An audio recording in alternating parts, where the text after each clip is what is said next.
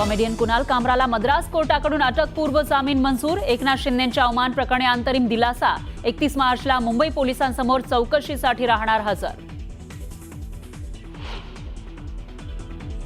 कुणाल कामराला टायरमध्ये घालून 3rd degree देऊ, मंत्री शंभूराज देसाईंचं विधान। तर हे तालिबानी राज्य, कायद्याचं राज्य संपलंय असं म्हणा संजय राऊतांचा पलटवार।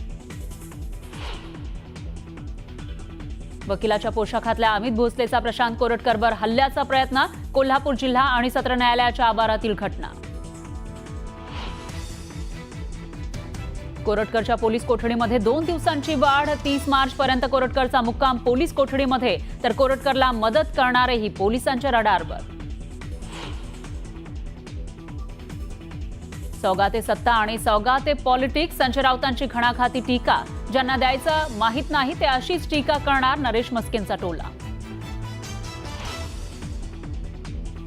राज्यात एकीकडे धार्मिक जातीय तणाव सुरू असताना पुण्यामध्ये एका हिंदूवर मुस्लिम बांधवाकडून अंत्यसंस्कार। पुण्याच्या जावेद खानचं पंचक्रोशीत कौतुक।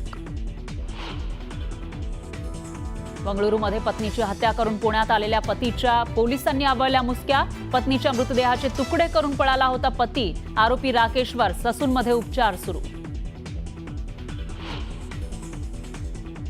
सिडको लॉटरीच्या वाढीव दरांविरोधात मनसेची पोस्टकार्ड मोहीम। सोडतधारकांचा मुख्यमंत्री उपमुख्यमंत्र्यांसह सिडकोच्या वरिष्ठ अधिकाऱ्यांना घरांचे दर कमी करण्यासाठी पत्र।